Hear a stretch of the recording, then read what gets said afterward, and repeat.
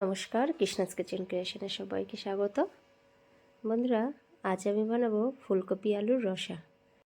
এই রেসিপিটি খুবই কম তেল মশলা দিয়ে রান্না করব, কিন্তু খেতে অসাধারণ হয়। একবার ট্রাই করে দেখবেন, খুবই হেলদি। তো এর জন্য একটা ফুলকপি নিয়ে নিয়েছি, এরকমভাবে আলাদা করে নিয়ে নিচ্ছি ফুলগুলো, নিয়ে ধুয়ে নেব। আর একটা বড় সাইজের আলুকে এরকমভাবে বড় বড় করে টুকরো করে নিচ্ছি।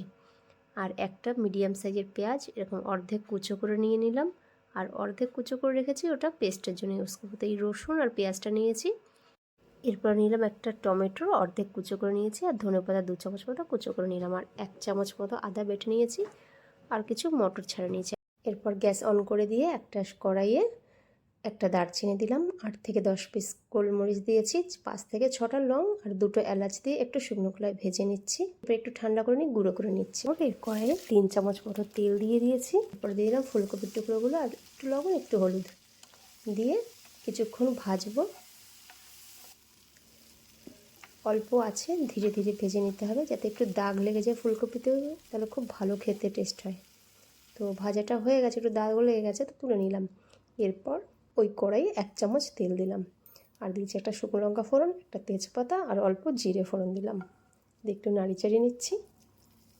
এরপরে দিয়ে দেবো হাফ যে পেঁয়াজটা কুচো করে রেখেছিলাম আলাদা করে, সেই পেঁয়াজটা দিয়ে দিলাম, আর 2টো কাঁচা লঙ্কা চিড়ে দিলাম, দিয়ে একদম ধিমে আছে ধীরে ধীরে ভাজতে হবে। তো একটু লাল লাল হয়ে গেছে পেঁয়াজটা, এবারে পেস্টটা দিয়ে দিলাম। এই পেস্টের মধ্যে অর্ধেক টমেটো যেটা কেটে রেখেছিলাম সেটা, অর্ধেক পেঁয়াজ কুচি, আর 6 থেকে 7টা রসুন পেস্ট করে নিয়েছিলাম সেটা দিয়ে দিলাম। এরপর দিয়েছি লবণ 1 টিস্পুন, হলুদ দিলাম 1/2 টেবিল স্পুন, দিয়ে ধিমে আছে ধীরে ধীরে এরকমভাবে কষাতে হবে।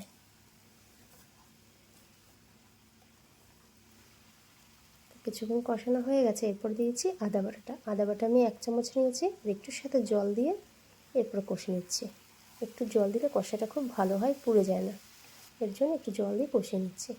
তো এরপর দিয়ে দেবো কাশ্মীরি লঙ্কার গুঁড়ো, দিয়ে আবার একটু সময় কষে নিতে হবে।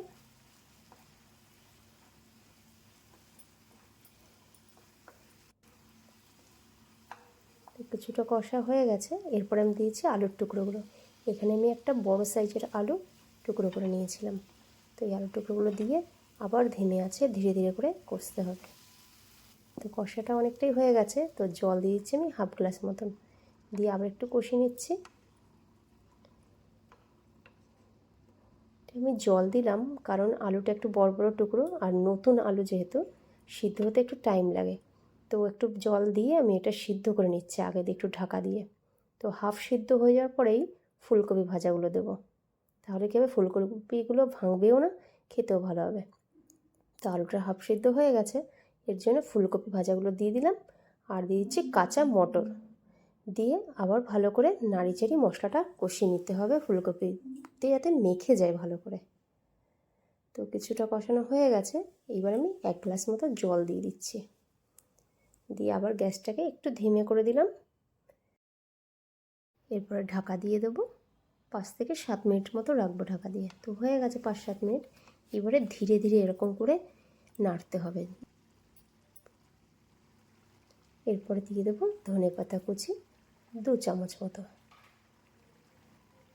আর দিয়েছি ভাজা জিরের গুঁড়ো 1/2 টিস্পুন, আর ধনের গুঁড়ো 1 টিস্পুন দিয়ে, আর দিয়েছি যে ভাজা মশলাটা করে রেখেছিলাম, সেই ভাজা মশলাটা পুরোটাই দিয়ে দিলাম, দিয়ে এবার ধীরে ধীরে করে নাড়তে হবে যাতে মশলাটা পুরো লেগে যায়। তো বন্ধুরা, এই ভিডিওটি দেখার পরে যদি আপনাদের ভালো লেগে থাকে তো একটা লাইক অবশ্যই করবেন, আর আমার চ্যানেলের নতুন সদস্য হয়ে থাকলে সাবস্ক্রাইব বাটনটি প্রেস করুন আরও ভিডিও দেখার জন্য। এছাড়া রেসিপিটি ভালো লেগে থাকলে বন্ধু বান্ধবী আত্মীয় স্বজনদের সাথে শেয়ার করতে পারেন। এছাড়া কমেন্ট করতে পারেন রেসিপিটি কেমন লাগলো সে বিষয়ে। তো ফুলকপির রসাটা অনেকটাই হয়ে গেছে। তো যে ফোড়নটা দিয়েছিলাম সেই ফোড়নের থেকে একটুখানি তেল আমি তুলে রেখেছিলাম, সেই তেলটা একটু ছড়িয়ে দিলাম। এটা লাস্টে দিলে না খুব দারুণ টেস্ট হয়, কারণ কি এটা কোনো বাটার বা ঘি কোনো কিছু ইউজ করবো না, সুতরাং ওই ফোড়নের তেলটা একটু দিয়ে নাড়িয়ে চাড়িয়ে তুলে নিয়েছি। তো বন্ধুরা, আবার দেখাবে আপনাদের সাথে অন্য একটি ভিডিওতে অন্য একটি রেসিপি নিয়ে। আজকের মতো টাটা।